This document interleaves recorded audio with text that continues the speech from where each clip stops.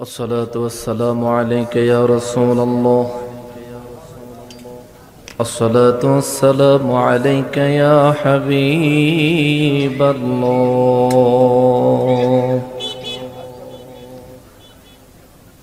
الصلاة والسلام عليك يا شفيع المذنبين.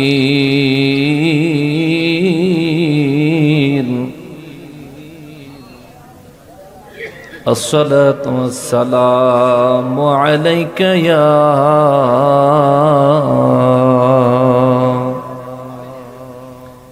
رحمة للعالمين.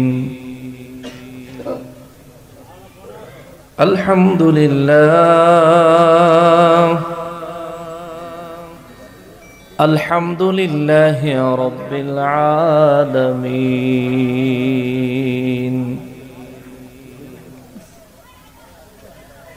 والعاقبة للمتقين.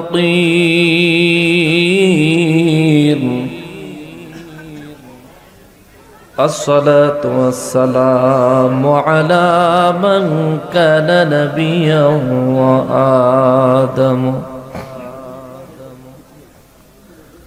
وآدم بين الماء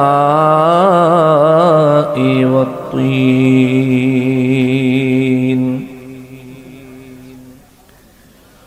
وعلى آله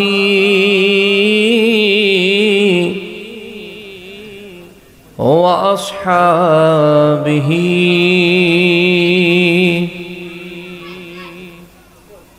وأولياء ملته وعلماء أهل سنته أجمعين.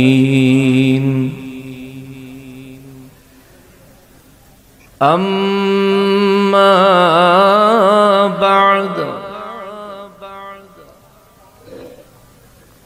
فأعوذ بالله من الشيطان الرجيم.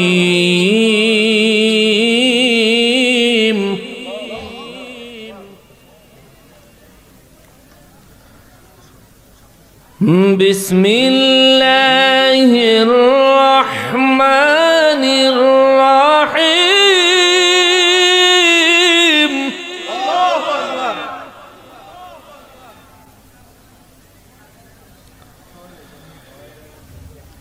يا أيها الذين آمنوا اتقوا الله ولتنظر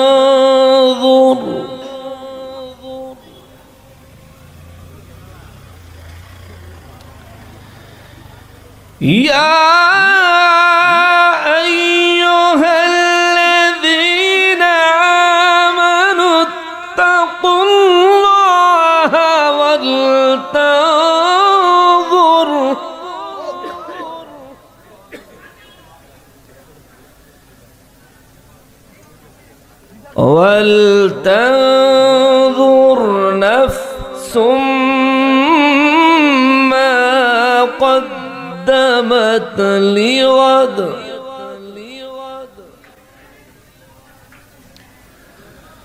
واتقوا الله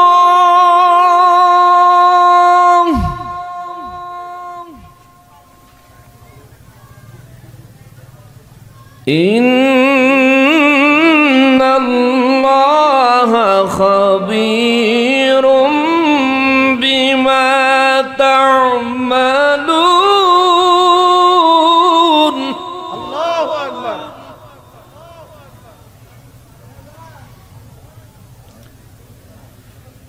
بسم الله الرحمن الرحيم.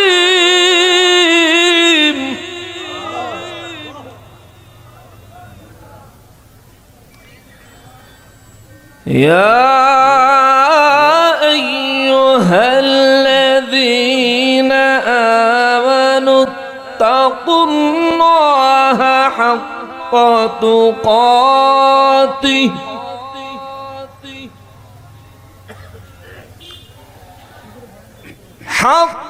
تقاته ولا تموتن إلا وأنتم مسلمون.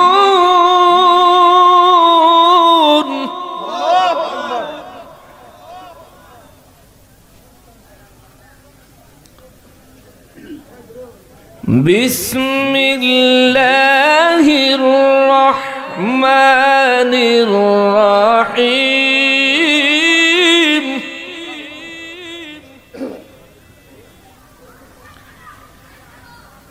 يا أيها الذين آمنوا اتقوا الله وابتغوا إليه الوسيلة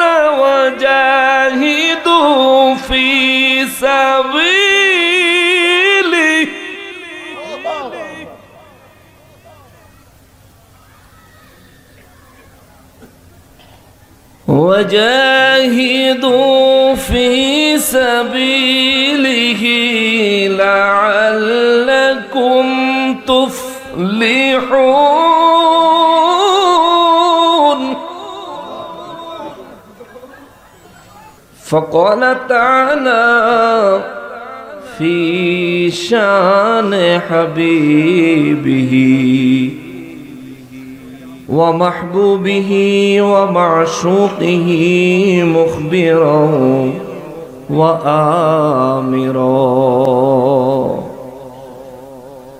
إن الله وملائكته يصلون على النبي يا أيها الذين آمنوا صلوا عليه وسلموا تسليما. اللهم صل على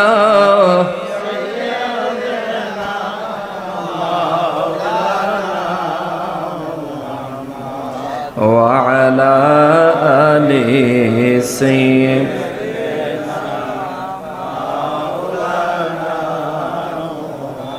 محبت بولن اللهم صل على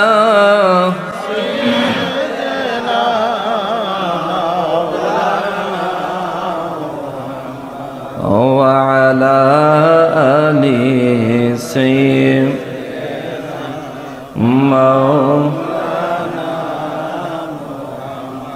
তৌফিক দিও গো আল্লাহ, গুনাহ হইতে বাঁচিবার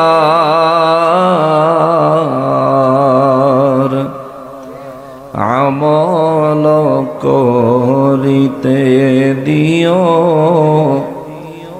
সুন্নত নবী মুস্তাফার। আল্লাহুম্মা সাল্লি আলা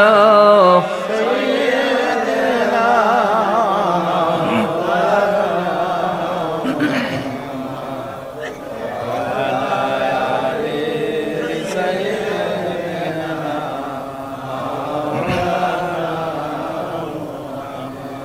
যারা গেল ওই মদিনায় তারা বড়ই ভাগ্যবান,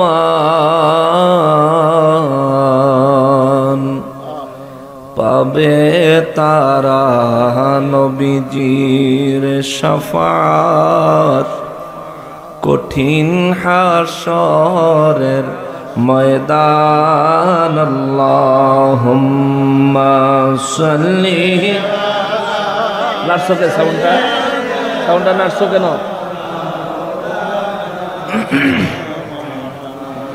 ওয়া আলা আলি سيدنا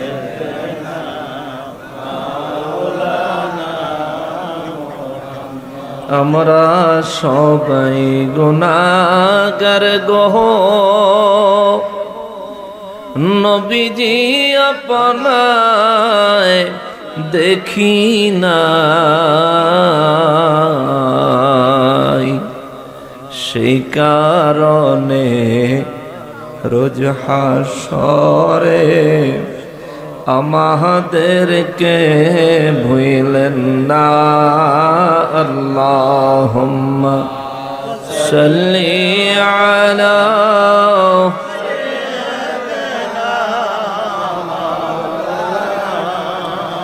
মুহাম্মদ ওয়া আলা আলি সাইয়্যিদিনা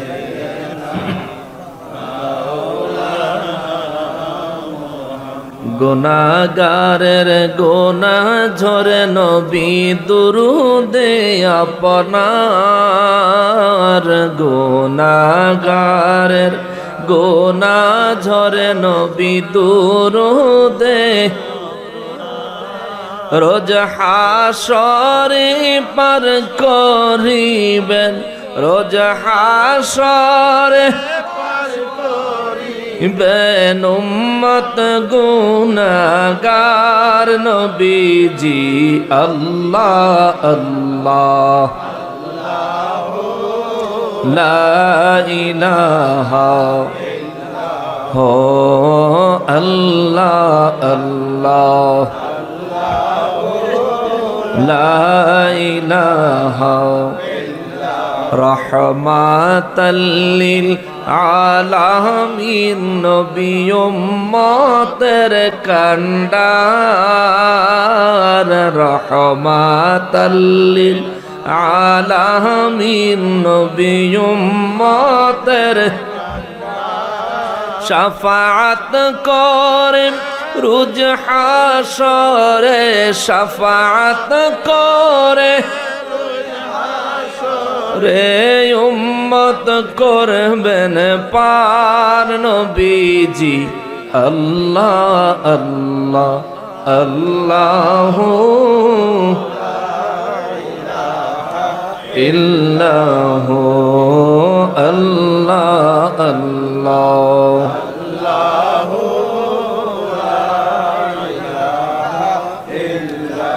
মৌতের তুফান আসবে যখন নবী গয়াবার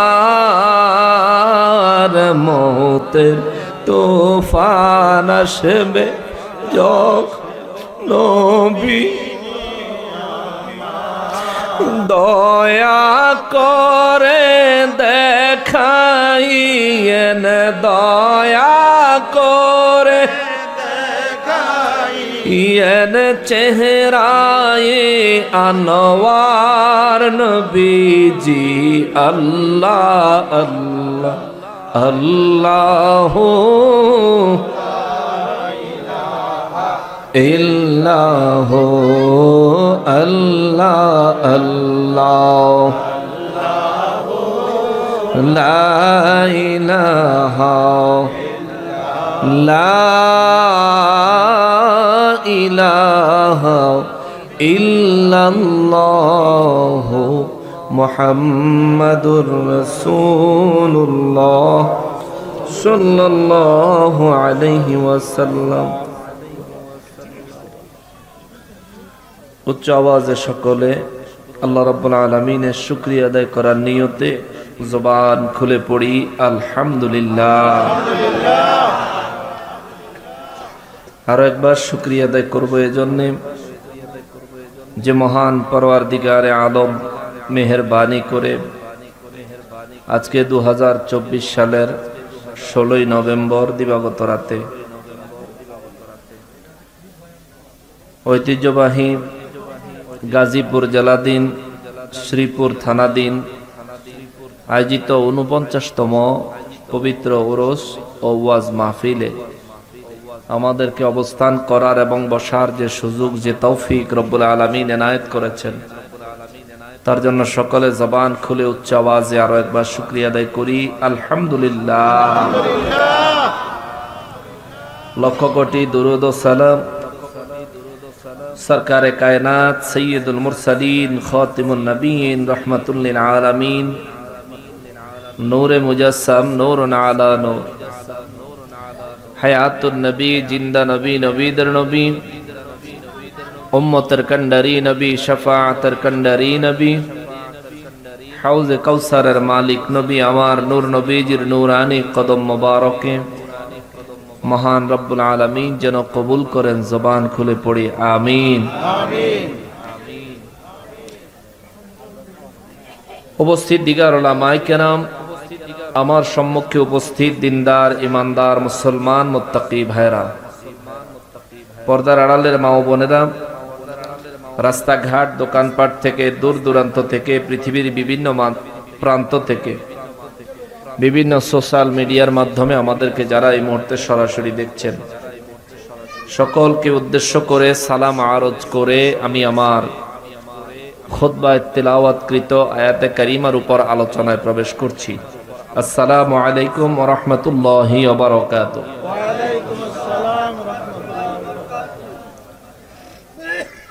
সম্মানিত হাজরিন, আল্লাহ তাআলা আমাদেরকে তার পবিত্র কোরআনুল কারীমের পরিপূর্ণ বরকত, তার হাবিব সরকারে কায়নাত সৈয়দুল মুরসালিন খাতিমুন নবীন রহমাতুল লিল আলামিন নূরে মুজাসসাম নূর নবীজির ওসিলায় আমাদেরকে নসিব করুক। সবাই পড়েন আমিন। সম্মানিত হাজরিন, আমি আলোচনা করার নিয়তে কোরআনুল কারীমের 3টা সূরা থেকে 3টা আয়াতে কারিমা তেলাওয়াত করেছি। সূরা হাশর থেকে 18 নম্বর আয়াত, সূরা আলে ইমরান থেকে 102 নম্বর আয়াত, সূরা মায়দা থেকে 35 নম্বর আয়াত। 3 জায়গা থেকে 3টা আয়াতে কারিমা তেলাওয়াত করার উদ্দেশ্য হলো এই আয়াতে কারিমাগুলোর ব্যাখ্যা বিশ্লেষণ একটার সাথে আরেকটা সামঞ্জস্যপূর্ণ। হাশরের ময়দানের বহু কথা সূরা হাশরে আল্লাহ তাআলা উল্লেখ করছেন, কিন্তু 18 নম্বর আয়াতে আইসা একটু ব্যতিক্রম কথা আল্লাহ বলেছেন।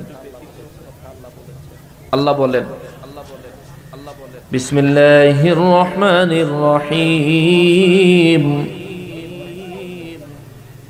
ইয়া আইয়ুহাল্লাযীনা আমানুত্তাকুল্লাহা ওয়াল তানজুর নাফসুম মা কদ্দামাত লিগাদ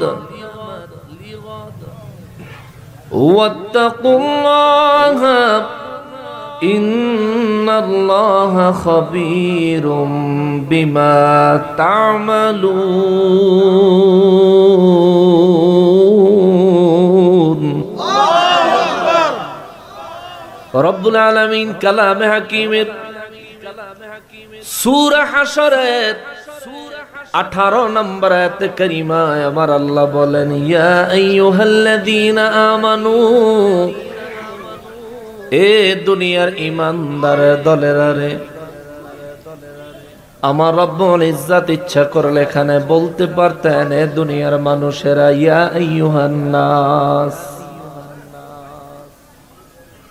রব্বুল ইজ্জত তা বলেন নাই। যদি রব্বুল আলামিন ইচ্ছা করতেন এইখানে মুমিন কাফির মুনাফিক সবাই একত্রিত করে, মুমিন আর মুনাফিককে একত্রিত করে ইয়া আইয়ুহাল মুসলিমুন বলতে পারতেন। কেননা ইমানদারও মুসলমান পরিচয় দেয়, মুনাফিকও নিজের মুসলমান পরিচয় দেয়। আমার আল্লাহ ইয়া আইয়ুহান নাস বলেন নাই, অর্থাৎ পৃথিবীর সমস্ত মানুষদের থেকে বাছাই করেছেন। আমার আল্লাহ ইয়া আইয়ুহাল মুসলিমুন বলেন নাই, অর্থাৎ আমার আল্লাহ মুসলমানদের ভিতর থেকে বাছাই করেছেন। আল্লাহ বলেন ইয়া আইয়ুহাল্লাযীনা আমানু, ও ইমানদারের দলেরা। আমানু ইমানদার, যাদের ঈমান আছে তারা হলো মুমিন।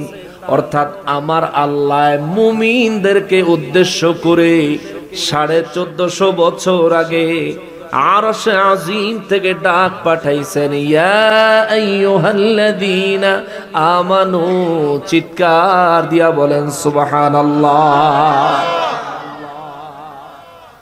মুসলমানেরা রে, আমার প্যারা নবীর উম্মতিরা রে,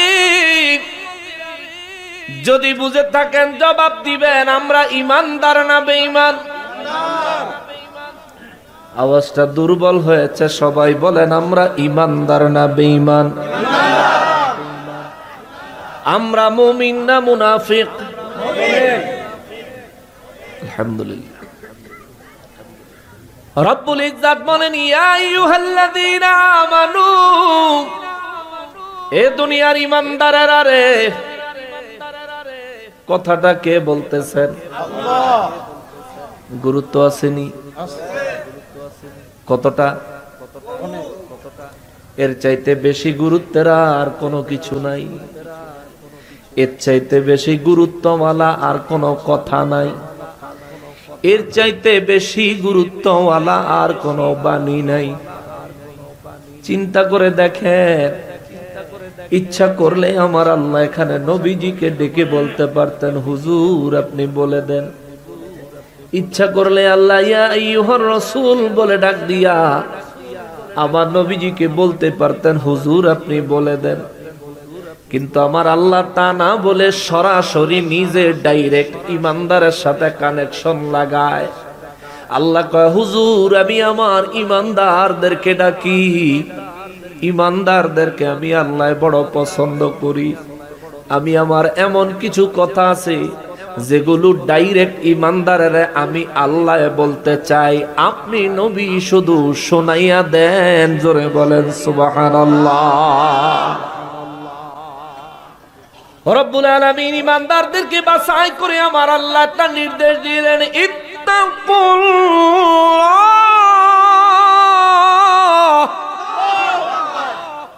ইমানদারদেরকে বাছাই করে আমার আল্লাহ একটা নির্দেশ দিলেন, ইমানদারেরা রে, ও ইমানদার তোমরা আমি আল্লাহকে ভয় করো। ইমানদার তোমরা আমি আল্লাহকে ভয় করো। আমি আল্লাহর জাহান্নামের আযাবকে তোমরা ভয় করো। আমি যা করতে তোমাদেরকে নিষেধ করছি তা করিও না রে বান্দা। যা আমি করার জন্য তোমাদের উপর ফরজ করেছি তা ছাড়িস না রে বান্দা। কেননা যেদিন তোদেরকে বানানোর সিদ্ধান্ত আমি রব্বুল আলামিন ফেরেশতাদের সামনে বলেছিলাম, ইন্নী জাইলুম ফিল আরদি খলিফা, ফেরেশতারা রে আমি জমিনের জন্য খলিফা নিযুক্ত করব। ফেরেশতারা বিরোধিতা করেছিল, বলেছিল তোমরা নাকি ঝগড়া করবা, মারামারি করবা, কাটাকাটি করবা, দুনিয়ায় অশান্তি সৃষ্টি করবা। আমি আল্লাহ সেদিন ফেরেশতাদেরকে কইছি, ফাকনামি কইরো না, ইন্নী আলামু মা লা তা'লামুন, আমি রব্বুল আলামিন যা জানি তোমরা তা জানো না। তোমাদের কাছে পারমিশন নেওয়ার জন্য আমি আমার সিদ্ধান্ত জানাই নাই। আমি আমার সিদ্ধান্ত জানাইছি, আমি আদম বানাবো, জমিনের জন্য খলিফা বানাবো। ওই খলিফার খেদমতগার খাদেম আমি আল্লাহ, তোমরা ফেরেশতাদেরকে বানাবো।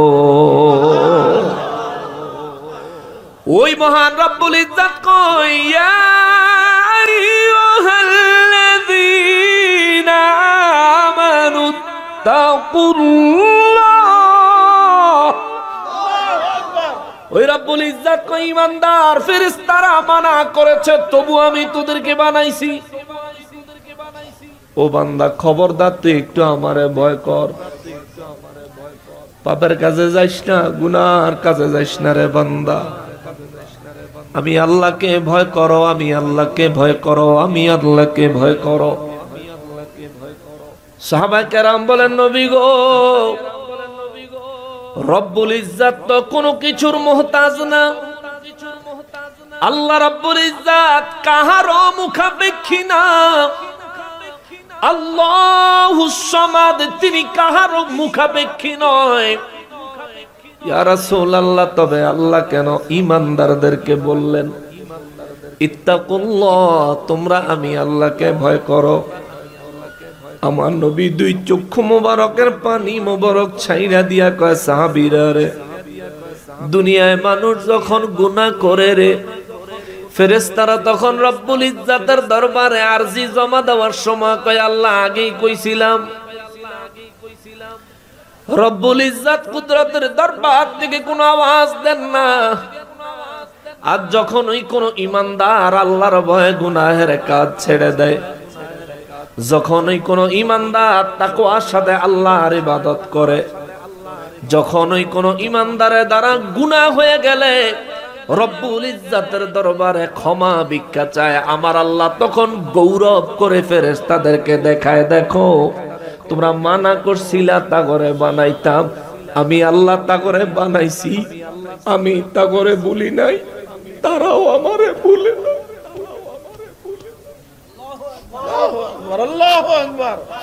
আমি আমার বান্দাগুলারে ভুলি নাই।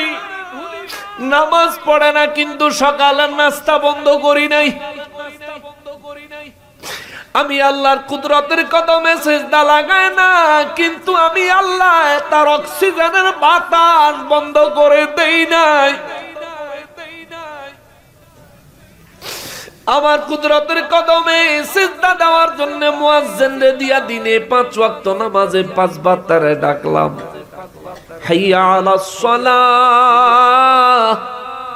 আমার বান্দা নামাজে আসে নাই, কিন্তু বান্দার খানা আমি বন্ধ করি নাই। দুনিয়ার কোন জায়গায় তার জন্য প্রতিবন্ধকতা সৃষ্টি করি নাই। তার ইচ্ছার বিরুদ্ধে চলতে হবে এমন কোন বাধ্যবাধকতা আমি আল্লাহ তারে দেই নাই। কিন্তু দেখো, আমার বান্দারে দিয়া ইবলিস শয়তান তারে ওয়াসওয়াসা দিয়া গুনাহ করায় ফালাইছে। আমি আমার বান্দা গুনাহ করার সময় যেমনি ভাবে তারে ভুলি নাই, শয়তানের ওয়াসওয়াসা শেষ হতে দেরি হয়েছে, আমার বান্দা আবার আমার কুদরতের কদমে লুটায়া পড়তে দেরি করে নাই। ফেরেশতারা রে, ও ফেরেশতারা, আমার নূর নবী রাহমাতুল লিল আলামিন বলেন, রব্বুল ইজ্জাত ফেরেশতাদের সামনে গৌরব করে, আল্লাহ গৌরব করে কয়, দেখো আমার বান্দারা আমি রব্বুল আলামিনকে কি পরিমাণে ভয় করে দেখো, কি পরিমাণে ভয় করে দেখো। শয়তানের ওয়াসওয়াসায় গুনাহ করে ফেলেছে, কিন্তু আমি রব্বুল ইজ্জাতের দরবারে তওবা করতে আমার বান্দা ভুলে নাই, ভুলে নাই, ভুলে নাই। মুসলমানেরা রে, আমার নবী রাহমাতুল লিল আলামিন সাহাবায়ে কেরামদেরকে জবাব দিলেন, সাহাবীরা রে, রব্বুল ইজ্জাত ঈমানদারদেরকে ডাক দিয়া বলেছেন, ইয়া আইয়ুহাল্লাযীনা আমানুত্তাকুল্লাহ।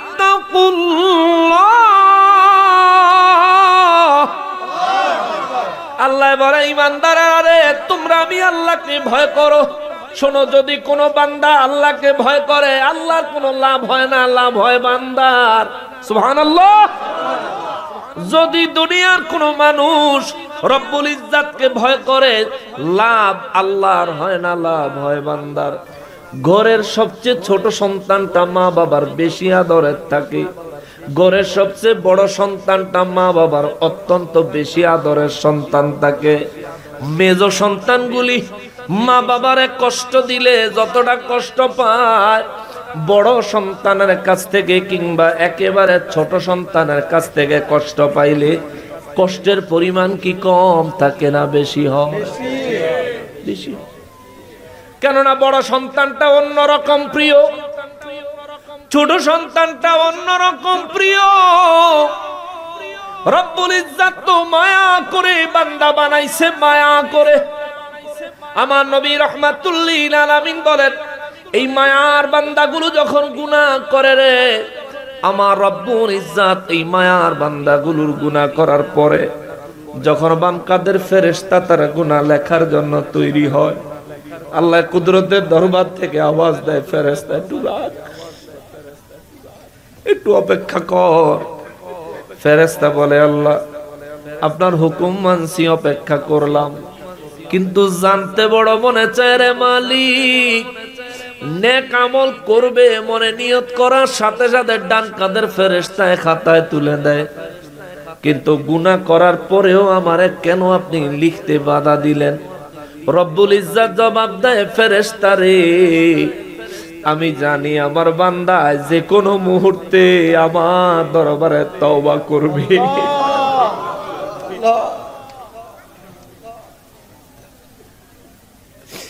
আমার বান্দা আমার দরবারে তওবা করার সাথে সাথে আমি আমার বান্দারে মাফ করে দিব। আল্লাহু আকবার। আমার বান্দা তওবা করলেই তো আমি মাফ কইরা দিব। তুই লেখা শুধু শুধু খাতা নষ্ট করার দরকার কি? আবার কাটা লাগবো? ও ফেরেশতা অপেক্ষা কর। নবী বলেন, সকালে কেউ যদি গুনাহ করে জোহর পর্যন্ত আল্লাহ বান্দার জন্য অপেক্ষা করে। জোহরের নামাজে নি বান্দা আসে, আইসা নি আল্লাহর দরবারে ক্ষমা চায়, মালিক মাফ করে দাও রে মালিক, গুনাহ করে ফেলেছি, ইচ্ছাই করেছি, শয়তানের ওয়াসওয়াসায় করেছি। আমার নবী বলেন, রব্বুল ইজ্জতের দরবারে যখন কোন বান্দা গুনাহ করার পরে ফিরে আসে, আমার আল্লাহ কতটা খুশি হয় তোমরা জানো নি? সাহাবায়ে কেরাম বলেন, নবী গো কি পরিমাণে খুশি হয়?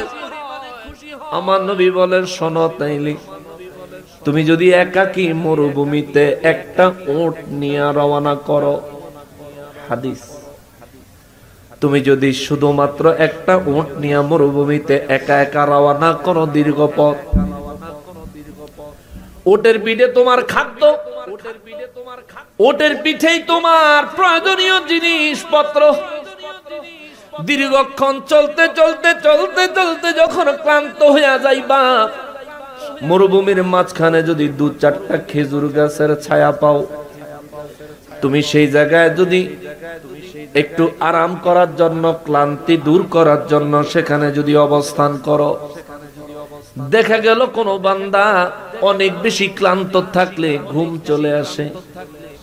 আমার নবী বলেন, কোন বান্দা যদি ঘুমায় গেল, ঘুম থেকে জায়গা যদি দেখে সে আছে কিন্তু উঠটা নাই, যেই উটের পিঠে তার পানি, যেই উটের পিঠে তার খানা, যেই উটের পিঠে তার প্রয়োজনীয় সমস্ত জিনিসপত্র, যেই উটটা মরুভূমি পাড়ি দেওয়ার একমাত্র সম্বল অবলম্বন, এই উটটা হারায় গেলে ওই লোকটার ভিতরে কেমন একটা হাহাকার লাগে। ওই লোকটার ভিতরে যতটা হাহাকার লাগে রে, বান্দা যখন গুনার দিকে ধাবিত হয়, রব্বুল ইজ্জতের দরবারে কুদরতি জালালিয়তে আমার আল্লাহ তার চাইতো অনেক বেশি হাহাকার করে।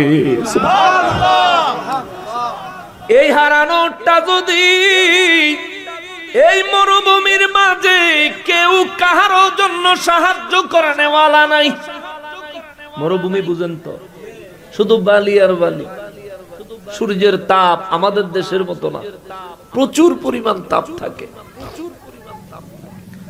নূর নবী রাহমাতুল লিল আলামিন বলেন, ওই উটটা হারায় যাওয়ার পরে পাগলের মতো উটের মালিক উট খুঁজতে থাকলো। হঠাৎ করে যদি এই মালিক দেখে তার পিছনে উটটা দাঁড়ানো, মালিকটা কত খুশি হবে। নবীজি হাদিসে মুবারকে বলেছেন, মালিক দেখা গেল খুশি হইয়া আল্লাহর শুকর আদায় করতে গিয়া বইলা ফালাইলো, আল্লাহ আপনি আমার বান্দা, আমি আপনার রব।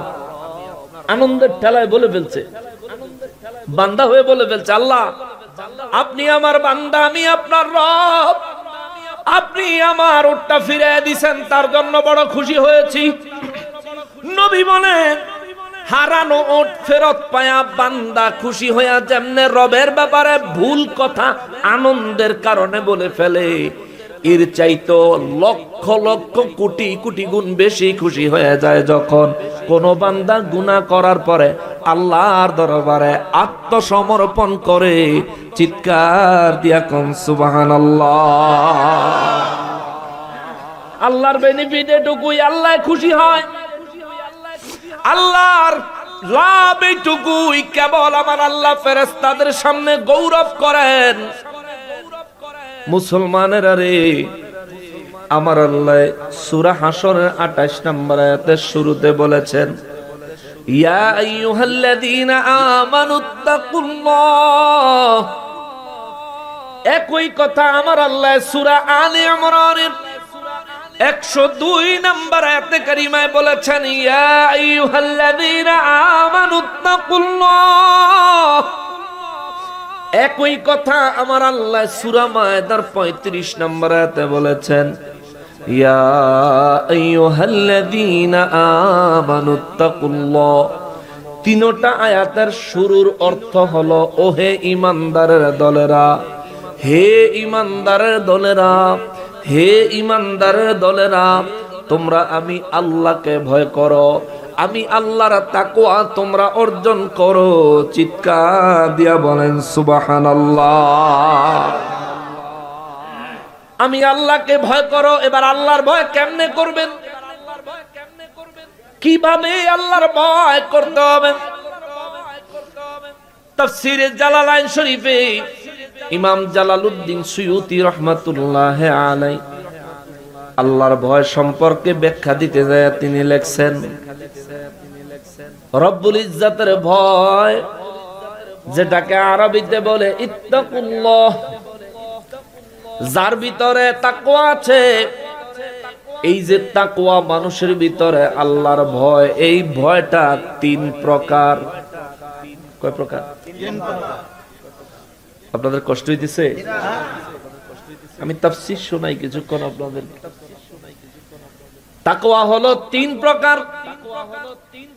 এক প্রকারের তাকওয়া হলো সাধারণ তাকওয়া, দ্বিতীয় প্রকারের তাকওয়া হলো বিশেষ তাকওয়া, আর তৃতীয় প্রকারের তাকওয়া হলো খাস তাকওয়া, বিশেষেরও বিশেষ তাকওয়া। 1 নাম্বার তাকওয়া কারে কয়? যে ব্যক্তির ঈমান আছে কিন্তু শিরিক করে না। বুঝবেন, এটা মনে রাখতে হবে। সাধারণ তাকওয়া কারে কয়? যে ব্যক্তির ঈমান আছে কিন্তু শিরিক করে না, এই ব্যক্তি সাধারণ তাকওয়াবান। 1 নাম্বার তাকওয়ার মধ্যে আমরা আছি না নাই? মানে দুর্বল কথা কয় না। 1 নাম্বার তাকওয়া আমাদের মধ্যে আছে না নাই? 1 নাম্বার তাকওয়ার শর্ত হলো ঈমান আছে কিন্তু শিরিক করে না। কিন্তু দুঃখের বিষয় হলো, আমাদের দেশে শিরিক আর বিদআতের কন্ট্রাক্ট নিয়ে কিছু মানুষ মসজিদের খতিব হয়ে গেছে। কন্ট্রাক্ট নিয়ে আইছে, তারা আইসা খালি যেখানে সেখানে শিরিকের ফতোয়া দেয়, যেখানে সেখানে বিদআতের ফতোয়া দেয়।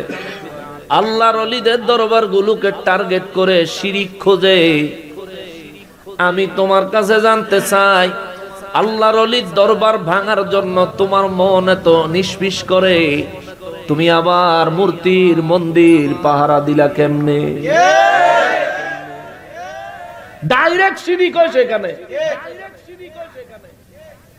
তুমি সেখানকার পাহারাদার। দ্বীন, ইসলাম, তরিকত, তাসাউফ যেখানে শিক্ষা হয়, তুমি সেখানে আইসা শিরিকের গন্ধ খোঁজো। হে বেটা বেকুব, গোশতের তরকারির ফাতিলাত থেকে শুটকির গন্ধ আইব? কথা কয় না। গোশতের তরকারির ফাতিলাত থেকে শুটকির গন্ধ আইব? কিন্তু যদি আপনি বগলের তলায় শুটকি লইয়া গোশতের পাতিলায় নাক ঢুকান, গন্ধ কি শুটকির না গোশতের?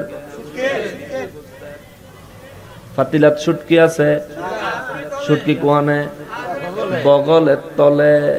নিজের বগলের তলে 33,000 সিঁড়ি। মন্দির পাহারা দিলা কোন দলিলে? আমরা মন্দির ভাঙবো না, তাদের উপর হামলা করব না, তাদের নিরাপত্তায় কোন প্রকারের ঘাটতি আমরা রাখবো না, করব না। কিন্তু মন্দির পাহারা দিলা কোন দলিলে? ওলি আল্লাহর দরবার জিয়ারতে গেলে তোমরার কথা হইল নিয়ত কইরা ওলির দরবারে যাইলে শিরক, তো নিয়ত কইরা মন্দির মূর্তি পাহারা দিতে গেলে কি নিয়ত করে যায় নাই? না নিয়ত ছাড়া হয়ে গেছে? মন্দিরও কি কাবা শরীফ বাইতুল্লাহ মনে করে গেছে? আমরা প্রশ্ন রাখলাম ভদ্রচিত ভাবে। মুসলমান হইলে পাক্কা মুসলমান হয়ে, ইহুদি মার্কা মুসলমান হয়ে কোনো লাভ নাই। ফিতনার যুগ চলছে, সামনে কিয়ামত। এই জন্য আল্লাহ কয় ইয়া আইয়ুহাল্লাযীনা আমানুত্তাকুল্লাহ, এই ঈমানদারেরা তোমরা যদি ঈমানদার হও তাইলে আমি আল্লাহকে ভয় করো, আর যদি ঈমানদার না হও তাইলে তোমার ভয়ের দরকার নাই। আমি বলেছিলাম ভয় হলো তিন প্রকার, তাকওয়া হলো তিন প্রকার। এক নম্বরে তাকওয়া হলো ঈমান আছে, কখনোই শিরিক করে না, কিন্তু টুকটাক গুনাহ করে। এটা হইলো প্রথম তাকওয়া, যেটা আমাদের সবার আছে। আমরা কি শিরিক করি? কিন্তু গুনাহ আমাদের দ্বারা হয়, ঠিক কিনা? গুনাহ আমাদের দ্বারা হয়। আমরা প্রথম পর্যায়ের ঈমানদার, আমরা প্রথম পর্যায়ের তাকওয়াবান। আমাদের দেশে অনেক মানুষ আছে বলতে চায় সে যেমন নবীও তেমন। আচ্ছা আছে না এমন কিছু মানুষ? এখন দেখেন যে আল্লাহর কোরআন দিয়া, আরে আমি যেমন নবী তেমন, এটা তো দূরের কথা, ওলি আল্লাহদের সাথেও তুলনা আছে। আমার স্টেজ ওলি আল্লাহর স্টেজ এক না। তাকওয়ার বিশ্লেষণটা প্রকারভেদ আপনি একটু পড়বেন। তাকওয়া কারে কয়? গত রাতে আমি গুনাহগার, সারাটা রাত তাকওয়ার উপর পড়াশোনা করেছি, আলহামদুলিল্লাহ। শোনানোর জন্য না, আওয়াজ দেওয়ার জন্য না, বললাম শুধু এই কারণে কথাটা, সারাটা রাত কিতাব পড়ছি আর দুই চোখের পানি শুধু ফালাইছি। কোথায় আছি? দুনিয়া নিয়ে মত্ত হয়ে গেছি। দুনিয়ার ভালোবাসায় আল্লাহকে ভুলে গেছি, দুনিয়ার ভালোবাসায় নবীকে ভুলে গেছি, দুনিয়ার মোহে পড়ে আখেরাতের কথা ভুলে গেছি।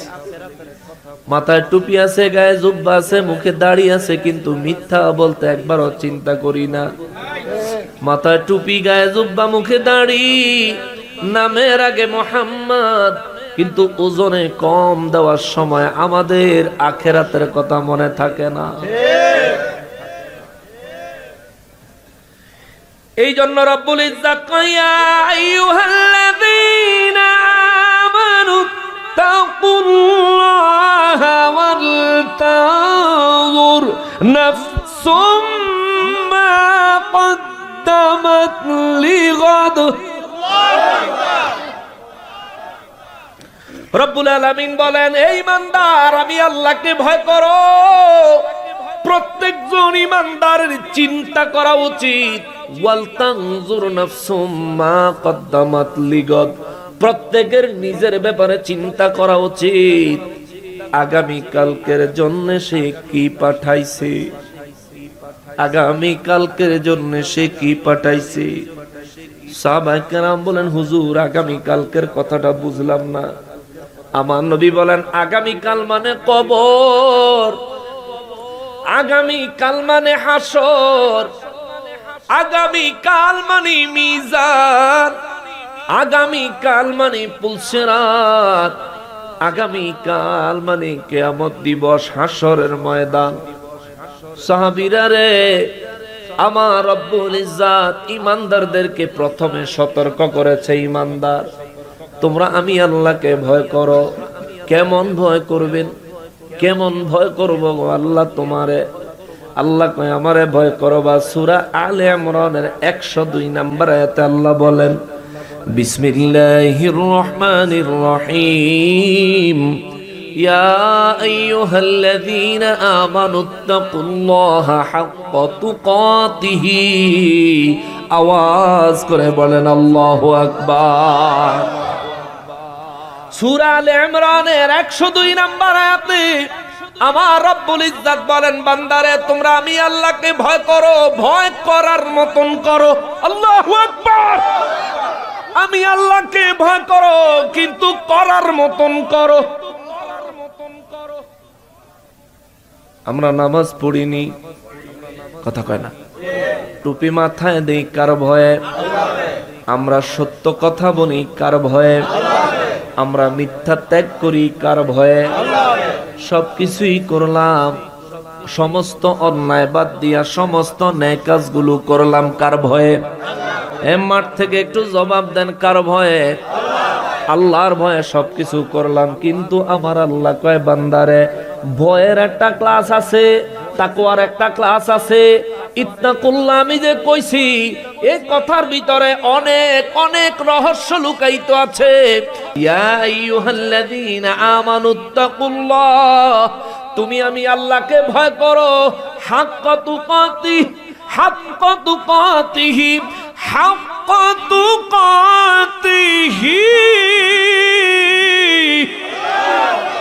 আমি আল্লাহকে ভয় করো, ভয় করার মতো করো, যেমন করা দরকার তেমন করো, যথার্থভাবে করো, পরিপূর্ণভাবে করো। এবার মুসলমান বাবার আপনাদের কাছে জানতে চাই, কেমনে আল্লাহরে ভয় করলে পরিপূর্ণ ভয় হবে? জানেননি কেউ? জানেন? আমার জানলে কইবেন জানি না, জানলে কইবেন জানি না।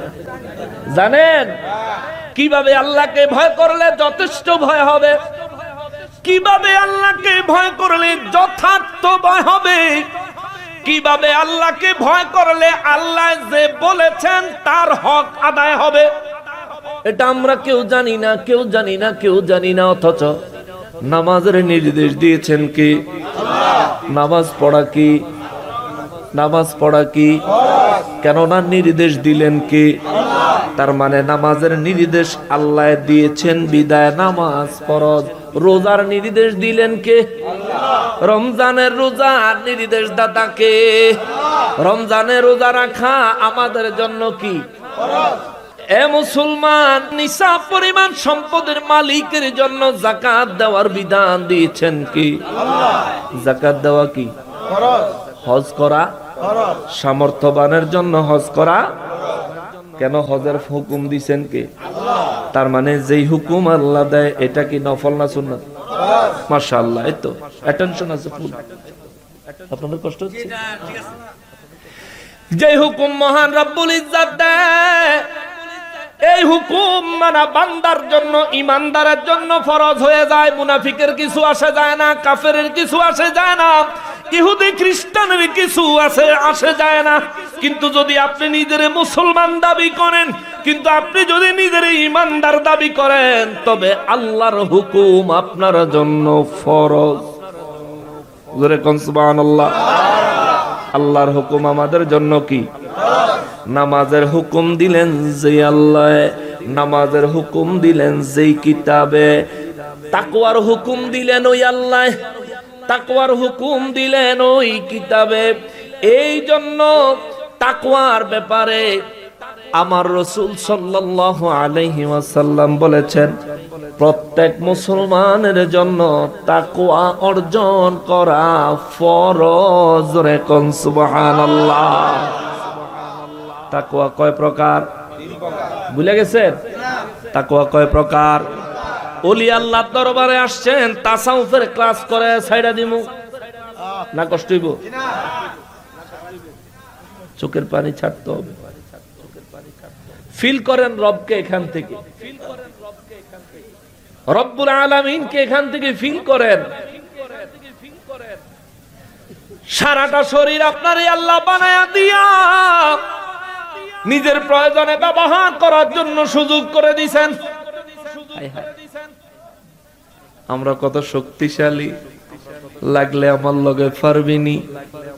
আমরা কত ক্ষমতাশালী, আমার ক্ষমতার লগে পারবিনি। আমাদের কত আত্মীয় স্বজন, আমার গোষ্ঠীর লগে পারবিনি। অথচ এই দেহের মালিক কে? দেহের ভিতরে যে রূহ আছে তার মালিক কে? এই জমিনের মালিক কে? জমিনে চলি, শরীরে শক্তি দিয়েছেন কে? বেঁচে আছি, হায়াত দিয়েছেন কে? নেয়ামত খাই, নেয়ামত দিছেন কে? খাওয়ার তৌফিকটা আমারে দিছে কে? দুনিয়ায় কত মানুষ আছে রে। ও মুসলমান, যদি হাতে সময় থাকে দুইটা জায়গা সফর করবেন, ফাঁকে ফাঁকে দুইটা জায়গায় যাবেন। এক হলো মাঝে মধ্যে একা একা কবরস্থানে গিয়া বৈশা থাকবেন।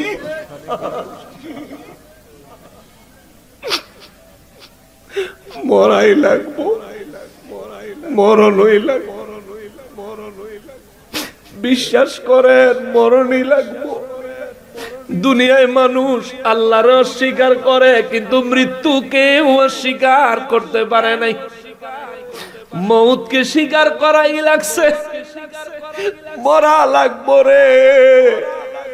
যদি মরণই লাগে, গাজীপুরের শ্রীপুরের মানুষ ওই আহাদ চান শ্রীপুরীর মতো হইয়া মরে যান। দুনিয়াও জান্নাত, কবরও জান্নাত, হাসরের ময়দানেও আপনাকে আগায়া নিতে আল্লাহ রহমতের ফেরেশতারা স্লোগান দিবে, মরণ লাগবো, মরণ লাগবো রে মুসলমান। এই দেহে আল্লাহ যখন প্রাণ দিছে, তখন তুমি নিজের ইচ্ছায় কিচ্ছু করার ক্ষমতা ছিল না। তুমি মায়ের পেটে বয়স 3 মাস, দেহে যখন আল্লাহ প্রাণ দিছে, তখন তোমার কিচ্ছু করার ছিল না। তুমি মায়ের গর্ভে, বয়স তোমার 3 মাস। গেল আরো 3 মাস, তাও তুমি কিছু করতে পারো না। গেল আরো 3 মাস, একটু নড়াচড়া করো, নিজের হাতের নিয়ন্ত্রণ নিজের কাছে নাই, নিজের পায়ের নিয়ন্ত্রণ নিজের কাছে নাই। বুঝতেই পারো না কি করলে ডান হাত ডান দিকে যাবে, বুঝতেই পারো না কি করলে বাম হাত বাম দিকে যাবে, বুঝতেই পারো না মায়ের পেটে এত নারী বুড়ির ভিতরে থাইকাও কোন জিনিস ধরে টান দিতে হবে এটা বুঝতে পারো নাই। মাঝে মধ্যে 2-1 বার হাতে পেঁচ লাইগা, পায়ে পেঁচ লাইগা মায়ের নারীতে টান দিছ। ইচ্ছা কইরা দেওয়ার মতন জ্ঞানও ছিল না, শরীরে শক্তিও ছিল না, শরীরে কন্ট্রোলিংও ছিল না। মায়ের গর্ভ থেকে 10 মাস 10 দিন পরে যখন পৃথিবীতে আসলা, মায়ের সামান্য একটু জায়গা দিয়া তোমার মতো একটা আস্ত মানুষ আমার আল্লাহ বের করে দিল। একটা মানুষ,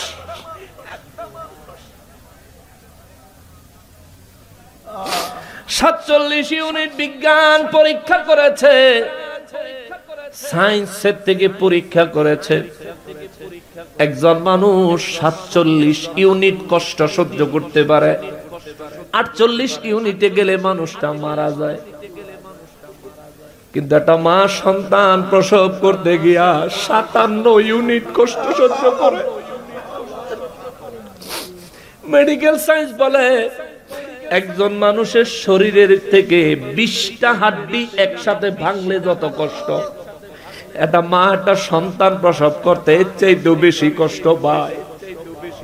তোমার মারেও বাঁচায়া রাখছে কে? তোমারেও বাঁচায়া রাখছে কে? একটা হাড্ডি ভাঙে নাই রে। এইটুকু জায়গা দিয়া আল্লাহ তোমার এত বড় একটা সন্তান বের করেছে, হাতের একটা আঙ্গুলের হাড্ডি ভাঙে নাই, যেগুলো তখন একেবারে কড়কড়ে নরম হাড়, একটু জোরে ধরলেই ভেঙে যাবে। কিন্তু আল্লাহ তোমারে সেখান দিয়া নিরাপদ ভাবে বের করে দিল। এই জন্য আল্লাহ কোরআন শরীফে কয়, বান্দা রে, ও বান্দা, আমি আল্লাহ রে কেন ভয় করবি না? আমি আল্লাহর ইবাদত কেন করবি না? আমি রব্বুল আলামিনের উপর কেন ঈমান আনবি না? তুই তো কিছুই ছিলি না, তোর কোনো অস্তিত্ব ছিল না, তোর কোনো নাম গন্ধ ছিল না। তোর বাবাও জানতো না তুই যে দুনিয়ায় আসবি, তোর মাও জানতো না তুই যে দুনিয়ায় আসবি। তোর বাবার থেকে 1 ফোঁটা পানি, মায়ের থেকে 1 ফোঁটা পানি, সেইটারে কমপক্ষে 12 কোটি ভাগ, সর্বোচ্চ 60 কোটি ভাগ। 1 ফোঁটা পানি রে আমি আল্লাহ 60 কোটি ভাগ কইরা 59,99,99,999টা বাদ দিয়া একটা অংশ দিয়া তোরে বানাইছি। আল্লাহু আকবার। ওই একটা অংশ দিয়া রে বান্দা, ওই একটা অংশ দিয়া তোর একটা দেহ বানাইছি, দেহে মাথা দিছি, চক্ষু দিয়েছি, দেহে তোমার নাক মুখ হাত পা অঙ্গ প্রত্যঙ্গ শরীরের প্রত্যেকটা বডি পার্টস আমি আল্লাহ তোরে দিছি। ও বান্দা, তোমার মাথার থেকে যদি শুরু করি, আমি আল্লাহ তোমার মাথায় চুলগুলো দিছি মাথাটা সেফ থাকার জন্য, রোদ থেকে বাঁচার জন্য, মাথার উপরে কোনো কিছুর আঘাত লাগলে যাতে কিছুটা হলেও তোমার মাথাটাকে সেভ করতে পারে। এই জন্য আমি আল্লাহ মাথায় চুল দিলাম, চুলের নিচে একটা চামড়া দিছি, চামড়ার নিচে অনেকগুলো টিস্যু দিছি, টিস্যুর নিচে অনেকগুলি রগ দিছি, রগের নিচে আমি আল্লাহ হাড্ডি দিছি, হাড্ডির ভিতরে আমি আল্লাহ মগজ দিছি। তোর মাথায় আমি আল্লাহ একটা মগজ বানাইছি রে। একটা গরু জবাই করলে 3 মণ 4 মণ 5 মণ 8 মণ 10 মণ 20 মণ ওজন হয়, কিন্তু ওই গরুর মাথার মগজটা ওজন কইরা দেখো কতটুকু হয়। ও মুসলমান, বিজ্ঞান যাচাই করে দেখেছে গরু যত বড়ই হোক না কেন, গরুর মাথার মগজের সাইজের চাইতে সাধারণ একটা মানুষের মাথার মগজের সাইজ অনেক বড়। বিজ্ঞান রিসার্চ করে বলে একজন মানুষের মাথার মগজের ওজন কমপক্ষে 1200 গ্রাম, কমপক্ষে 1200 গ্রাম। এই মোবাইলটার ওজন হবে 100-150 কিংবা 200 গ্রাম। এই মোবাইলটা যদি মাথার উপর সারা দিন রাখতে চান পারবেন, যদি ট্যাপটুপ লাগিয়ে দেয় সারা দিন রাখতে পারবেন। একটা সময় ব্যথা হয়ে যাইব, একটা সময় বিরক্তি আইসা যাইব, একটা সময় আপনার কাছে অনেক বেশি ওজন লাগবে। সেনাবাহিনীরা তারা একটা শাস্তির বিধান আছে, কোন মানুষের কাছ থেকে জবানবন্দি নেওয়ার জন্য তারা ওই মানুষটারে শোয়া তার মাথার থেকে অনেক উপরে একটা কলসে পানি বেঁধে দেয়, কলসের নালি নিচে ছিদ্র করে একটা রশি লাগায় দেয়, ওই রশি দিয়ে ফোঁটা ফোঁটা আকারে টপ টপ করে ওই লোকের কপালের উপরে 1 ফোঁটা 1 ফোঁটা করে পানি পড়তে থাকে। তারা ওখানে আটকায় রাখে তারা জবানবন্দি নেওয়ার জন্য। আমরা তো চিন্তা করি 1 ফোঁটা পানি মাথায় পড়লে আর কি হবে, কিন্তু এই পানিটা যখন অনবরত পড়তে থাকে পড়তে থাকে পড়তে থাকে, একটা পর্যায়ে যায় এই লোকটা মারা যাওয়ার মতো অবস্থা হয়ে যায়, এত কষ্টের ব্যাপার হয়ে যায়।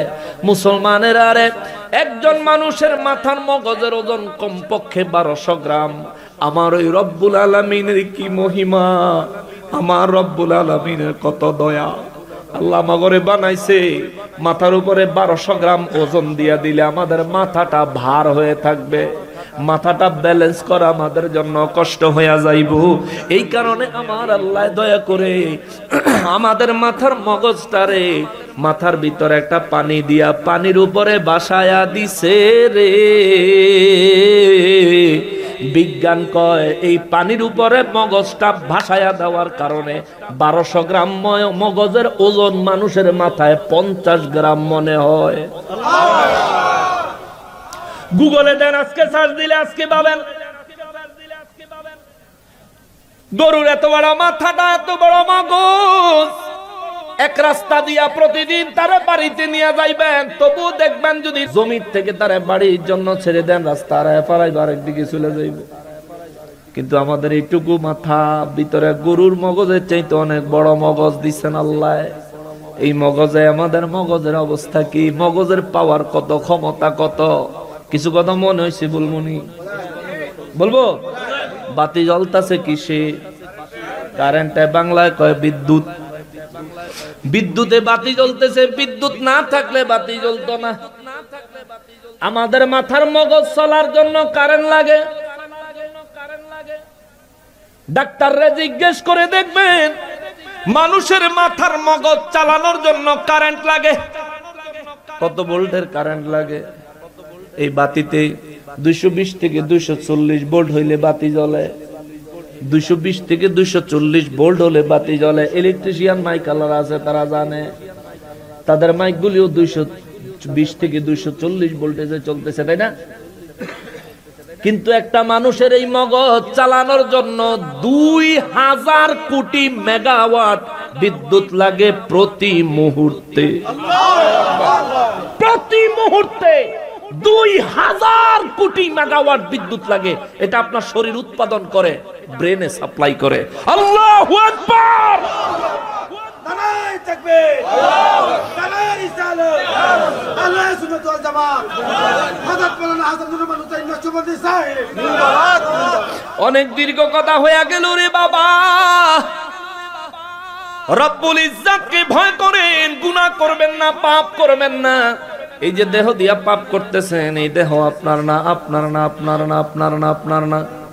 এই জন্য আমি মাঝে মধ্যে একটা গজল বলে থাকি, ওরে দুনিয়া দুনিয়া বলে করো কিসের ভাবনা, দুনিয়া দুনিয়া বলে করো কিসের ভাবনা, দুনিয়া তো দূরের কথা আমিও আমার না, দুনিয়া তো দূরের কথা আমিও আমার না, দুনিয়া দুনিয়া বলে করো কিসের ভাবনা, দুনিয়া দুনিয়া বলে করো কিসের দুনিয়া তো দূরের কথা আমিও আমার না, দুনিয়া তো দূরের কথা আমিও আমার না।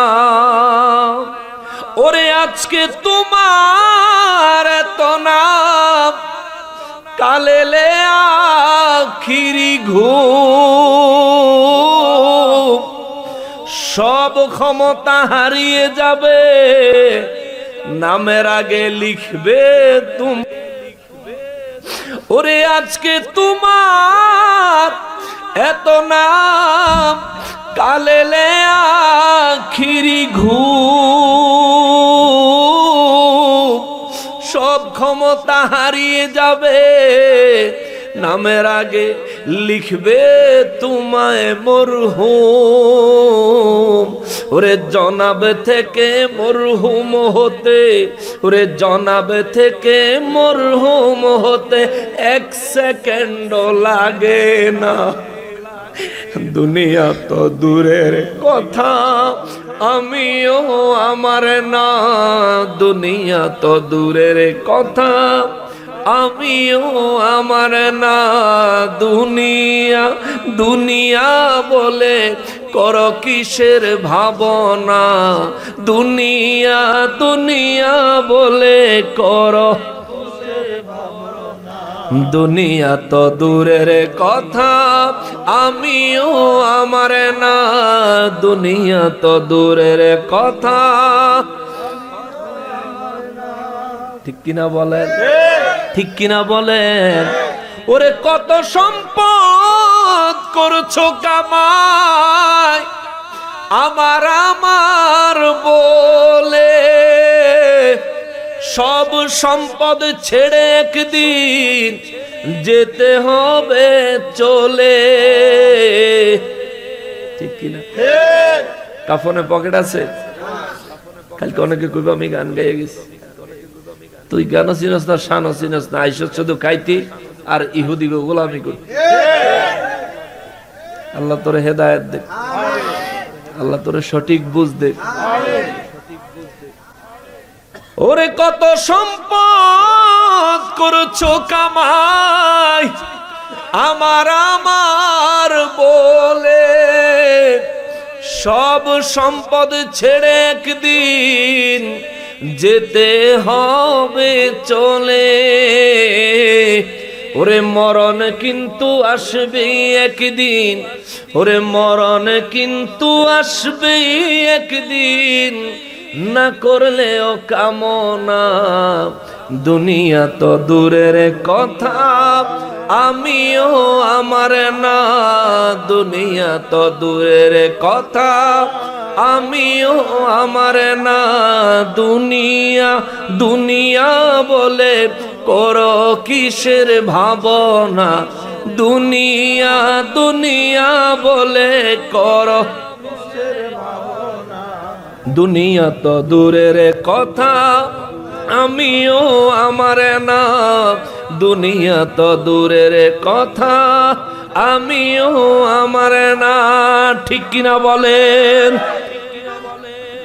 মুসলমানেরা রে, আমার পেয়ারা নবীর উম্মতেরা রে, এই কথাটা, এই শানটা, এই গজলটা গাইলাম এই কারণে, দেহনিয়া বাহাদুরি করায় নিজের দেহের খবরই তো নিজে জানেন না, নিজের দেহের খবরই তো নিজে জানেন না। মানুষের মগজ চলতে প্রতি মুহূর্তে 2000 কোটি মেগাওয়াট বিদ্যুৎ লাগে, যেই বিদ্যুৎ বাংলাদেশে হইলে 24 ঘন্টা বাংলাদেশে আলো জ্বালান যাইতো, সমস্ত মিল ফ্যাক্টরি সারাদিন চালান যাইতো, কোনো অসুবিধা হইতো না, বহির্বিশ্বে কারেন্ট বেচন যাইতো। কিন্তু এইটুকু নলেজে, এইটুকু ব্রেনে 2000 কোটি মেগাওয়াট বিদ্যুৎ দিয়ে আমাদের ব্রেনটা চালাইতেছে কি? জোরে বলতে হবে কে? এই ছোট্টখাট্ট 2-3টা বাতি জ্বালাইলে মাস শেষে 1000 টাকার বিল। যদি ব্রেন চালাইতে কারেন্ট কিনা চালার লাগতো, উপায় থাকতো হনি। ডাক্তারেরা এই ব্রেন সম্পর্কে আরো কিছু তথ্য দিছে, বলবো একটু জানেন নিজের সম্পর্কে। একটা মানুষের ব্রেন খুলে, ব্রেনটারে যদি খোলা হয়, মাথার ভিতরে ব্রেনটা তো গুছায়া থাকে। ডাক্তাররা বলে ব্রেনটারে যদি খুইলা সোজা করা হয়, সোজা কইরা যদি এই ব্রেনটারে দুনিয়ার কোন জায়গায় রাখতে চায়, একতলা 200টা বাড়ি লাগবে। একটা মাথার মগজ রাখতে একতলা 200 বাড়ি লাগবে, কিংবা 200 তলা একটা বিল্ডিং লাগবে খালি একটা মগজ রাখতে। আল্লাহু আকবার। এই মাথার মগজটা আল্লাহ কত পাওয়ারফুল বানাইছে, একসাথে 10,000 শব্দ মনে রাখতে পারে, একসাথে 10,000 বাক্য মনে রাখতে পারে। অত্যন্ত দীর্ঘ কথা আমি বলবো না, মুখের জিহ্বার কথাটা কয়ে যাই শোনেন। আমাদের জিহ্বার ভিতরে 10,000 টেস্ট করার সেল আছে। 10,000 রকমের স্বাদ গ্রহণ করার ক্ষমতা দিয়ে আল্লাহ জিহ্বাটারে বানাইছে। 10,000 রকমের স্বাদ। চিনি খাইলে জিহ্বায় ধরে ফেলে চিনি, হাতে ধরলে বোঝা যায় না চিনি না লবণ, ঠিক না? হাতে ধরলে বোঝা যায় না চিনি না কি লবণ, জিহ্বায় দিতে দেরি সাথে সাথে কইয়া দেয় লবণ। চিনি মুখে দিলে সাথে সাথে বলে দেয় মিষ্টি চিনি। ও মুসলমান, এত পাওয়ারফুল জিহ্বা আমাদেরকে বানাইয়া দিল কে? এই জিহ্বার জন্য আমাদের কাছ থেকে কোনো বিল নেয়, ভাড়া নেয়, বলেন ভাড়া নেয়। তবু আপনি আল্লাহ শুকর কেন আদায় করেন না? তবু আপনি কেন এই রব্বুল আলামিনকে ভয় করেন না? ও মুসলমান, আমার রব্বুল আলামিন যদি ইচ্ছা করে এই মুহূর্তে আপনার নিঃশ্বাসটা বন্ধ করে দিতে পারে কি পারে না? আল্লাহ যদি ইচ্ছা করেন এই মুহূর্তে আপনার জিহ্বার স্বাদগুলি উঠাইয়া নিতে পারেন কি পারেন না? ওরে কত মানুষ রাস্তাঘাটে দেখবেন পাগল হইয়া চলে। আপনারও হাত আছে, আমারও হাত আছে, পা আছে, তারও হাত আছে, পা আছে। আমারও নাক মুখ শরীরের অঙ্গ প্রত্যঙ্গ যা আছে, তারও শরীরের অঙ্গ প্রত্যঙ্গ তাই আছে। আমারও মাথা আছে, তারও মাথা আছে। রাত হলে আমি বিছানায় ঘুমাই, সে রাস্তার কিনারে পড়ে থাকে। শীতের মধ্যে কাপড় খুলে খালি গায়ে ঘোরাফেরা করে জীবন কাটায়। ও মুসলমান, মুসলমান রে, একটা পাগল দেখা কেন আল্লাহ শুকর আদায় করেন না? মালিক, তুমি আমারে সুস্থ রাখছো, এখানেই শুধু শেষ না, তার মতো পাগল না বানায়াও তো আমারে বড় দয়া করছো। ও আমার মালিক, এই দয়ার শুকরিয়া আমি কেমনে আদায় করব? ও আল্লাহ, এই দয়ার শুকরিয়া আমি কেমনে আদায় করব? মুসলমানের আরে আমার নূর নবী রাহমাতুল্লিল আলামিন বলেন, শোনো হে মুসলমান, তাকওয়া 3 প্রকার, 3 প্রকার, 3 প্রকার। 1 নম্বরের তাকওয়া হলো সাধারণ তাকওয়া। সেটা কি? ঈমান আছে কিন্তু শিরিক করে না, সাধারণ তাকওয়া। আমরা কি শিরিক করি? মাজারে সেজদা দেই?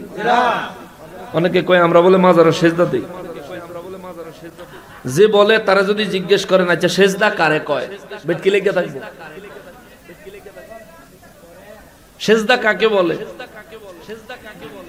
মাথা ঝুঁকাইলেই সেজদা, চুমু দিলে সেজদা, কোনো কিছু জমিনে পড়ে গেছে তুলতে গেলে সেজদা, বেকলে খালি শিরিক শিরিক ফতুয়া দেয়। আল্লাহ তার হেদায়েত দেখ, জোরে কোন আমিন। রব্বুল ইজ্জাতের হাবিব রাহমাতুল্লিল আলামিন বলেন, সাধারণ তাকওয়া হলো ঈমান আছে কিন্তু শিরিক করে না।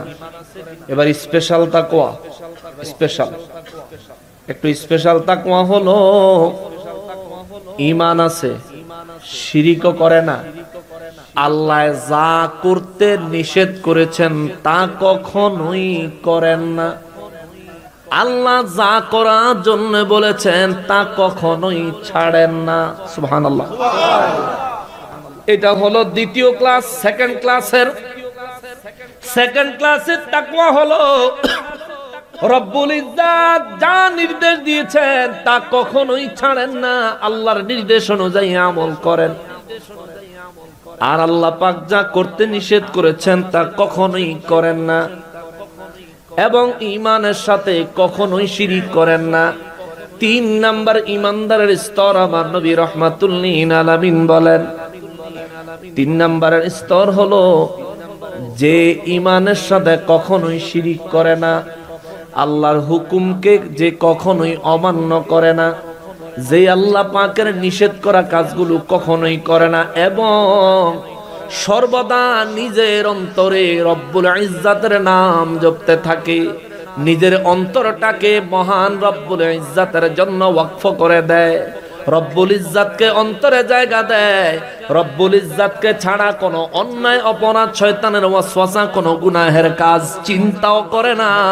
এটা হলো স্পেশাল সিরিয়ালে 3 নাম্বার, হাকিকতে 1 নাম্বারের তাকওয়া। চিৎকার দিয়া কোন সুবহানাল্লাহ। প্রথম তাকওয়া সাধারণ তাকওয়া হলো আমাদের জন্য, আমরা ঈমানদার কিন্তু শিরিক করি না, কিন্তু অন্যান্য গুনাহ করি। দ্বিতীয় তাকওয়া হলো ওলি আল্লাহদের জন্য। আল্লাহু আকবার। এই জন্য বলেছি আমরা ওলির এক না, নবী তো অনেক পরের কথা, নবী আমার মতন, এটা তো অনেক পরের কথা। কোন ওলি আমার মতন না, কোন ওলির তাকওয়া আমার মতন না, আমার তাকওয়া কোন ওলির মতন না। আহাদসান শ্রীপুরীর মতো যদি আমার তাকওয়া থাকতো রে, আল্লাহর ওলিদের মতো যদি আমি আমার ভিতরের তাকওয়াটা পয়দা করতে পারতাম, দুনিয়া এবং আখিরাত তাদের মতো আমারও ধন্য হইয়া যাইতো। এই জন্য বলি রে বাবা, দুনিয়ায় আমি চলি ফিরি, আমি ভালো কাজও করি মন্দ কাজও করি, আমি প্রথম তবকায় পড়ে আছি তাকওয়ার, দ্বিতীয় তবকায় ওলি আল্লাহরা, 3 নম্বরের তবকায় হলেন নবী এবং রাসূলেরা। চিৎকার দিয়া কোন সুবহানাল্লাহ। 3 নম্বরের তবকায় হলেন নবী এবং রাসূলেরা। এখন বলবেন হুজুর, আমরা যদি কঠিন তাকওয়া অবলম্বন করি ফায়দা কি হবে? একটু লাভ দেখাই নাকি? লাভ, কারণ আমরা লাভ বুঝলে তার উপর কাজ করতে স্বাচ্ছন্দ্য বোধ করি, পছন্দ করি। নূর নবী রাহমাতুল লিল আলামিনের একজন সাহাবী ছিলেন, যার গায়ের রং অত্যন্ত কালো, যিনি ছিলেন কৃতদাস, কণ্ঠ ছিল অত্যন্ত সুন্দর। নবীজি রাহমাতুল লিল আলামিনের বেনজির বেমিসাল প্রেমিক ছিলেন হযরতে বিলাল রাদিয়াল্লাহু তাআলা।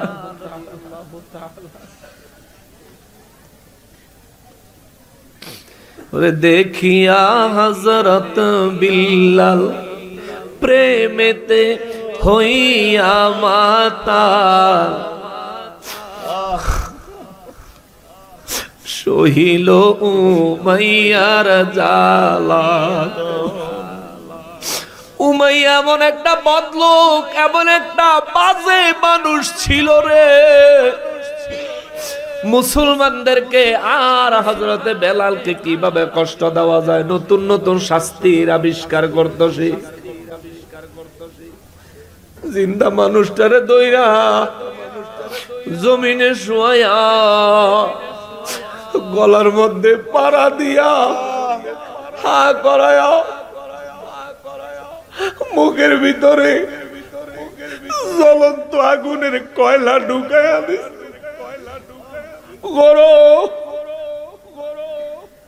উমাইয়া কই বেলাল আর নবী নবী কইবিনি, আগুনের জ্বলন্ত কয়লা মুখে নিয়ে কই উমাইয়া রে আমারে তুই শহীদ করে দিতে পারবি, অন্তর থেকে নবীর নাম মুছতে পারবি না।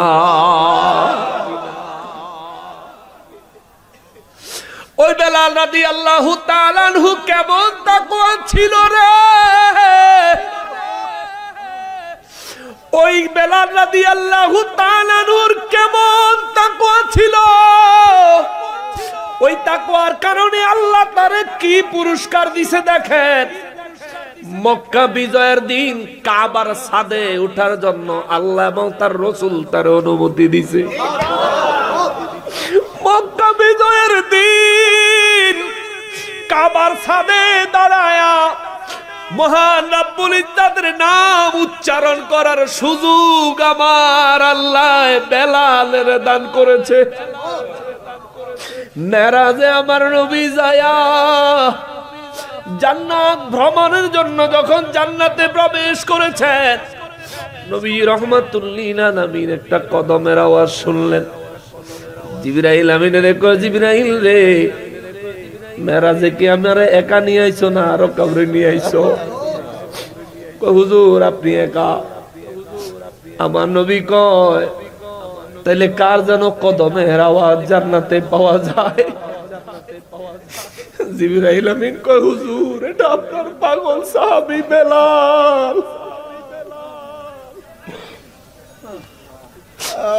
এটা তাকওয়ার পুরস্কার, তাকওয়ার পুরস্কার, ভালোবাসার পুরস্কার, এটা ভালোবাসার পুরস্কার, তাকওয়ার পুরস্কার।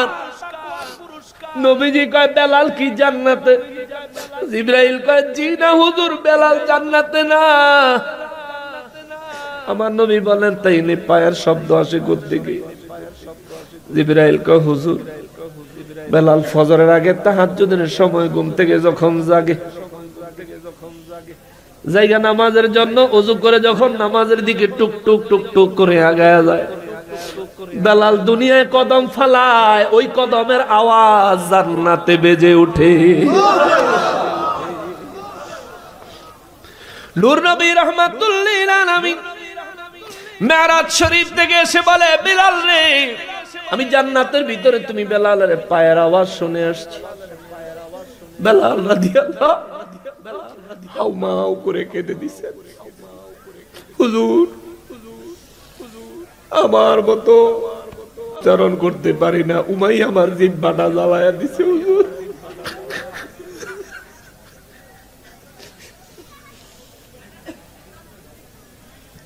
আমার পায়ের আওয়াজ আপনি জান্নাতে শুনেছেন, আমি বেলালের জীবন ধন্য গো নবী। আপনার কদম মোবারকের কারণে আমি বেলালের জীবন ধন্য। আমার নবী কয়, বেলাল রে, আমি একটু জানতে চাই তুমি এত বড় মর্যাদা কেমনে হাসিল করলা? তুমি দুনিয়ায় চলো আর জান্নাতে তোমার পায়ের আওয়াজ কদম ধ্বনি শোনা যায় রে বেলাল।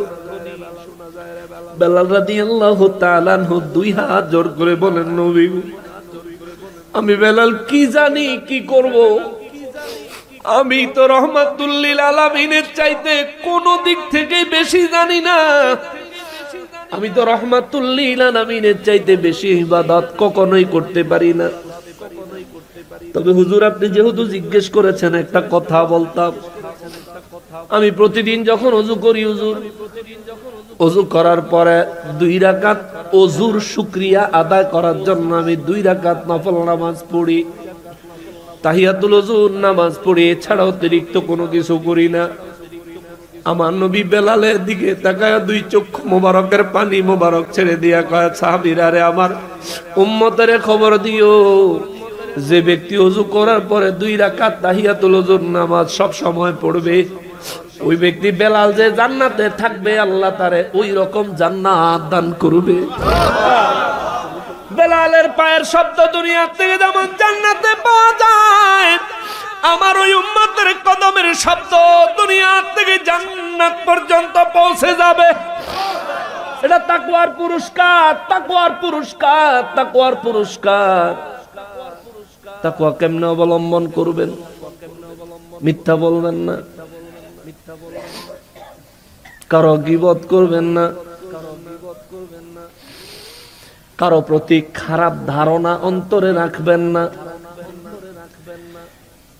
কেউ অনেক ধনী, আল্লাহ আপনারে কম ধনী বানাইছে, তার মতো সম্পদ পাওয়ার আকাঙ্ক্ষা করে তার সাথে হিংসায় লিপ্ত হবেন না। আপনার অভাব থাকলে মালিকের কাছে বলবেন, আল্লাহ আপনি তো তারে দিছেন, তার মতো চাই না, আল্লাহ আপনার রহমত থেকে আমার জন্য বাজেট করেন। মুসলমানেরা রে, ও মুসলমানেরা, তাকওয়া অর্জন করার একটা কৌশল আছে। ইমামে আজম আবু হানিফা রাহমাতুল্লাহি আলাইহির একটা কথা মনে পড়েছে, শেষ করে দিচ্ছি আমি, অনেক রাত হয়ে গেছে। ইমামে আজম একদিন তার শরিকদারের বাজারে কাপড় বেচতে পাঠাইছে। সবাই তো জানেন ইমাম আবু হানিফা রাহমাতুল্লাহ আলাইহি তিনি কাপড়ের ব্যবসা করতেন। তার শরিকদারের যখন পাঠায়, একটা কাপড় ছিল রিজেক্ট, একটু ছেঁড়া বা ক্ষতিগ্রস্ত। ইমামে আজম বলেছে, এই কাপড়টা যার কাছে বিক্রি করবা তারে আগে দেখাইবা যে এই দেখেন এই জায়গায় একটু সমস্যা আছে, আপনি যদি নিতে চান নিতে পারেন, দাম কম আছে, এটা বলবা, না বইলা বিক্রি করবা না। এই বেচারা একা মানুষ, বাজারে গিয়া যখন অনেক কাস্টমারের কাছে মাল বেচতেছে, বেচারা বুইলাই গেছে এটা সিরার কথা, এটা যে সিরা হেডাই বুইলা গেছে। বাজারে কাপড় টাপড় বিক্রি কইরা 30,000 দিরহাম সেদিন কামাই হইছে। কত? এই সময় 30,000, অহংকার 30,000 কোটি টাকা। ইমামে আজম তার কাছে যখন এই শরিকদার পৌঁছাইছে, ইমামে আজম সর্বপ্রথম জিজ্ঞাসা করছে, সিরা কাপড়টা কই? বেচা দিছি হুজুর, বেচা লাইছি। বলে বেচা লাইছো? যার কাছে বিক্রি করছো তারে বলছো নি? আল্লাহ হুজুর, আমার একটু মনে নেই, আমার মনেই ছিল না হুজুর, আমার যদি মনে থাকতো তাহলে আমি অবশ্যই বলতাম। হুজুর আমি এত ব্যস্ত ছিলাম, কাস্টমারের এত চাপ ছিল, আমি বলতে ভুলে গেছি। ইমামে আজম বলে, ওই মানুষটারে চিনো? ইমামে আজম বলে, তার বাড়ি কই তুমি জানো নি? না হুজুর আমি জানি না। তারে খুঁজা পাওয়ার কোন পদ্ধতি আছে নি? কয় না, নাই। কয় টাকা বেচছ? হুজুর 30,000। দাও, টাকা দাও। দিরহাম হাতে দেওয়ার পর ইমামে আজম ওই 30,000 দিরহাম একটা সিরা কাপড়ের লাগা সব আল্লাহর রাস্তায় দান করে দিছে। এটা তাকওয়া। আমরা হইলে কইলাম হইলে থাকা কি হইছে, আমি তো মনে নাই, ইচ্ছা করে দর করি নাই। ইচ্ছা করে টুপি মাথা দিয়ে ওজনে কম দিয়া যায় আমাদের দেশে। অনেক বড় ভদ্র ভদ্র ব্যবসায়ী আছে না, হাতের ব্যবসা টুপি একটা, নমাজের টুপি আর একটা। নামাজ ও আজান দিলে আগে যায়, চুরিটাও সবার থেকে বেশি করেই করে আছে। মুসলমানেরা রে, আমার প্যারা নবীর উম্মতেরা রে, তাকওয়া এমন হতে হবে। বলবেন হুজুর যদি এমন তাকওয়া অবলম্বন করি আমাদের ফায়দা কি হবে, লাভ কি হবে? হযরত আব্দুল্লাহ ইবনে আব্বাস রাদিয়াল্লাহু তাআলা আনহু থেকে হাদিসে মোবারক রয়েছে, তাফসীরে কবীর খুললে পাবেন, তাফসীরে নাঈমি খুললে পাবেন। হযরত আব্দুল্লাহ ইবনে আব্বাস রাদিয়াল্লাহু তাআলা আনহু বলেন, আমার নবী রাহমাতুল লিল আলামিন বলেছেন, কেউ যদি চায় দুনিয়ার সমস্ত মানুষ তারে সম্মান করুক, নবী বলেন যে ব্যক্তি চায় দুনিয়ার সব মানুষের কাছে সে নিজে যেন সম্মানিত হয়, মানুষ যেন তারে দেখলেই চিনে বা না চিনুক, জানুক বা না জানুক, তারে দেখলেই যাতে মানুষের অন্তর থেকে সম্মান আসে, এই রকম পরিস্থিতি যে ব্যক্তি চায় ওই ব্যক্তিকে বলে দিও সে যেন তাকওয়াবান হয়ে যায়। সুবহানাল্লাহ।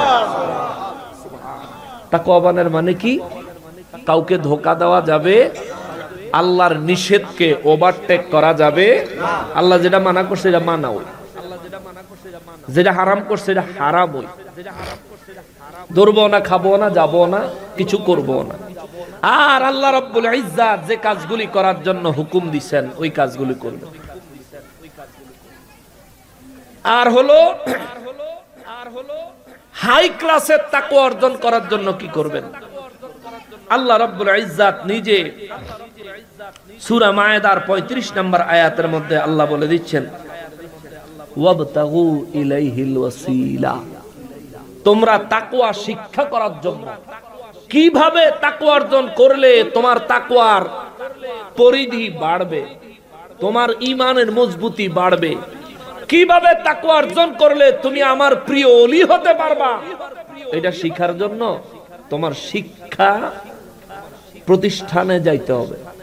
সেই শিক্ষা প্রতিষ্ঠানের নাম নবীর যুগে ছিল নবীর দরবার, সাহাবায়ে কেরামের যুগে ছিল সাহাবায়ে কেরামের দরবার, তাবেঈগণের যুগে ছিল তাবেঈগণের দরবার, তাবেঈগণের যুগে ছিল তাবেঈগণের দরবার, মাযহাবের আইম্মাদের যুগে ছিল মাযহাবের আইম্মাদের দরবার, এরপরে আউলিয়াদের দরবার। কালে কালে আস্তে আস্তে আস্তে আস্তে এখন হলো হক্কানি রব্বানি আল্লাহর ওলির দরবার, হলো আপনার তাকওয়া বৃদ্ধি করার সঠিক শিক্ষা প্রতিষ্ঠান। আল্লাহর ওলির সোহবত হলো আপনার জন্য তাকওয়া শিক্ষার উত্তম ক্লাস। এছাড়া আর কোনো উপায় নাই। চিৎকার দিয়া বলেন আল্লাহু আকবার। তাকওয়া অবলম্বনের নির্দেশ দিচ্ছেন কে? আবার তাকওয়া কোনখানে গেলে পাইবেন, কার মাধ্যমে গেলে পাইবেন? আবার আরেক জায়গায় বলছেন ওয়াকুনু মা'আস সাদিকিন, তোমরা সৎ লোকদের সঙ্গ লাভ করো। এই দুনিয়ায় যত সৎ মানুষ আছে, আমাদের এই বাংলাদেশে আজ পর্যন্ত যত সৎ মানুষ আছে, আমি মনে করি সবচেয়ে বড় সৎ লোক হইল শাহজালাল বাবা। সবচেয়ে বড় সৎ লোক হইল ওলি আল্লাহরা। না এর চেয়ে বড় সৎ আছে? ওলি আল্লাহ বর্তমানে জীবিত কিংবা মাজার শরীফে অবস্থান করা যত ওলি আল্লাহ আছে, ওলি আল্লাহদের চাইতে বড় সৎ লোক কি সমাজে আছে? আমার অদ বিচার করতে পারতেন না এই জায়গা। আমি যে অতলা বড় হুজুর, এত মহব্বত করে ভালোবাসা আমার যে দাওয়াত দিয়ে আপনারা নিয়ে আসছেন, আমি আসলাম, এই দীর্ঘক্ষণ আপনাদের সামনে কথা বললাম, নিজের হায়াতের সময় ব্যয় করে, রাতের ঘুম হারাম করে, সব ভুইলা গিয়া এই যে সময় ব্যয় করলেন, চাতক পাখির মতো তাকায় সময়টা ব্যয় করলেন।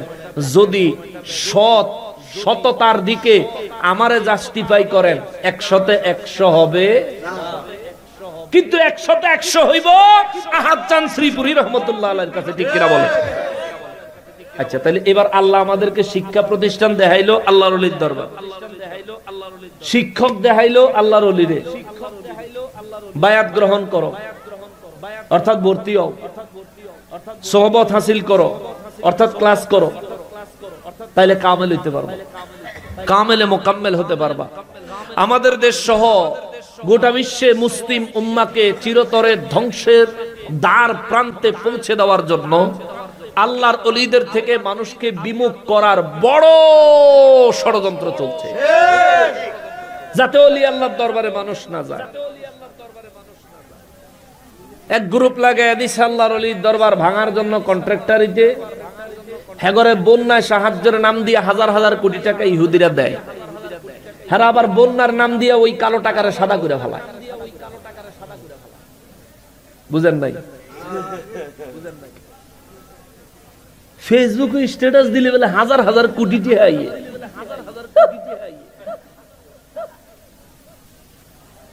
2,500 কোটি টাকা প্রধানমন্ত্রী, সাবেক প্রধানমন্ত্রী 2,500 কোটি টাকা লোন আনতে জিন্দিগি তামাতাম হয়ে গেছে। আর তারারে ফেসবুকে স্ট্যাটাস দিলে বলে হাজার হাজার কোটি টাকা পাঠায়। আপনারা বুঝেননি করতে আইয়ে টাকা জিয়ানতে ওনের হেনতেনে আইয়ে লেবেল লাগায়, আর একটা ভিতরে বিষ, উপরে লেবেল লাগাইছে মধু, ভিতরে কি বিষ, আর লেবেল লাগাইছে কি মধু। এই সমস্ত নমুনা দিয়া আন্না তারা কালো টাকা সাদা কইরা ইহুদিদের এজেন্ডা বাস্তবায়ন করতেছে। মানে নবীর সাথে এত দুশ্মনী কিসে?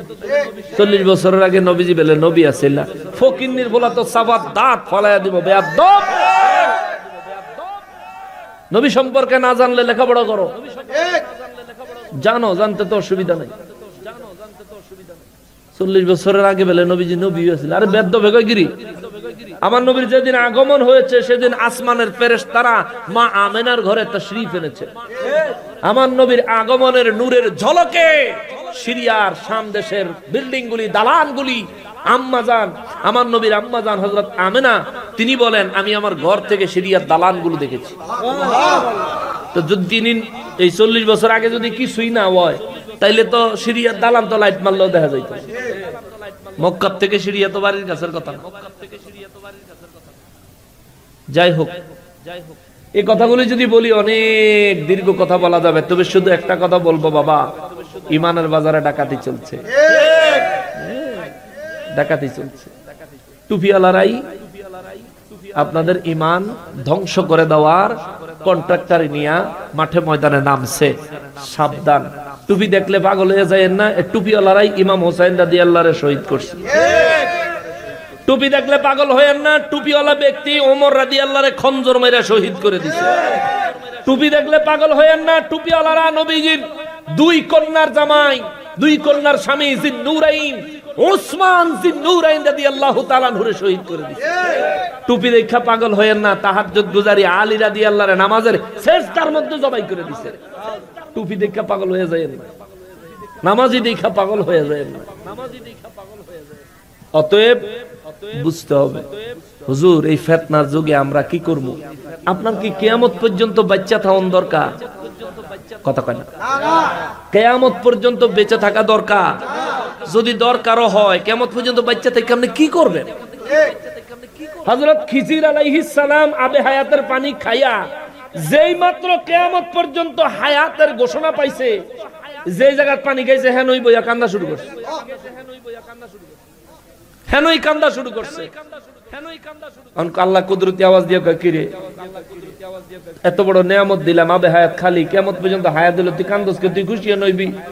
কয় আল্লাহ কিয়ামত পর্যন্ত হায়াত দিয়ে আমি করব নাকি? হিডে লেগে কান্দাছি। এইটুকু হায়াতে যে যন্ত্রণা। বাদশা জুলকারনাইনের খাদেম খেদমত করতে করতে জীবন শেষ, এমনকি কিয়ামত পর্যন্ত আমার শুধু খাদেমই টাউন লাগবে। আল্লাহ রাব্বুল ইজ্জত বলে, ঠিক আছে যাও, আমি তোমাকে একটা দায়িত্ব দিলাম, সমুদ্রের নিচের বাদশাহী পরিচালনার দায়িত্ব, যাও। সুবহানাল্লাহ। এই কথাটা কেন আনলাম? খিজির আলাইহিস সালাম কিয়ামত পর্যন্ত হায়াত পাইয়া বয়ে বয়ে কাঁদছে, খুশি হইতে পারে নাই। আমি আর আপনি যদি কিয়ামত পর্যন্ত হায়াত পাই, কান্দন ছাড়া কোনো উপায় নাই। অতএব যেহেতু মৌত কিয়ামত পর্যন্ত হইল, কিয়ামতের দিন হইল মরণ আইব, মরণই যখন লাগবো, বেঈমান ইহুদিদের দালালদেরকে ভয় পাওয়ার কোনো দরকার আছে? আল্লাহর ওলিদের দরবারের দিকে যারা আঙ্গুল দিবে তাদের আঙ্গুলগুলো ভেঙে তাদের পকেটে ঢুকিয়ে দিবে। তারপর আপনারা যদি না পারেন নাম করে খবর দিন, আসবো ইনশাআল্লাহ। জান্ডা লইয়া হইলো আইয়া হাজির হবো। সম্মানিত হাজিরিন, যারা মন্দির পাহারা দিয়ে মাজার গুলো ভাঙলো, তারা অবশ্যই কখনোই ইসলামের বন্ধু না, কখনোই না। এদের উদ্দেশ্যই হলো ধর্মীয় একটা কোন্দল সৃষ্টি করে রাষ্ট্রের শান্তি বিনষ্ট করা। আল্লাহ তা করে হেদায়েত নসিব করুক। সবাই পড়ে আমিন। ওমা তৌফিক ইল্লা বিল্লাহ। দীর্ঘক্ষণ আপনাদেরকে কষ্ট দিলাম, দোয়া করবেন, তাকওয়ার উপর জীবন যাপন করবেন। বাবা তাকওয়ার উপর জীবন যাপন করবেন, আল্লাহকে স্মরণ করবেন, যে কোনো সময় আল্লাহকে স্মরণ করবেন। কোনো কিছুতে কখনোই এক মুহূর্তের জন্য আল্লাহকে ভুলে যাবেন না, তবে প্রিয় নবীজির মহাব্বত সহকারে মনে রাখবেন। ওমা তৌফিক ইল্লা বিল্লাহ। শুন আমরা সবাই নবীজিকে দাঁড়ায় সালাম দেই, ইয়া নবী। হে খোদা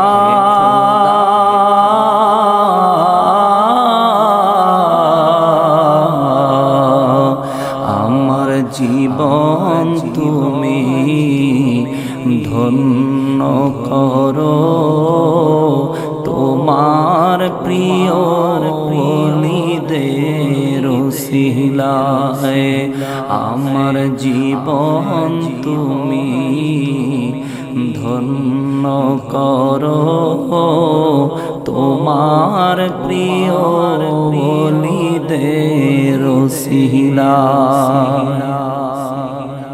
এই দুনিয়ায় চলা চলার পথে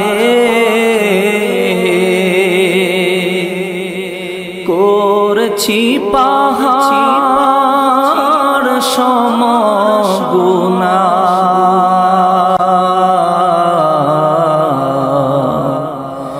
এই দুনিয়ায় চলা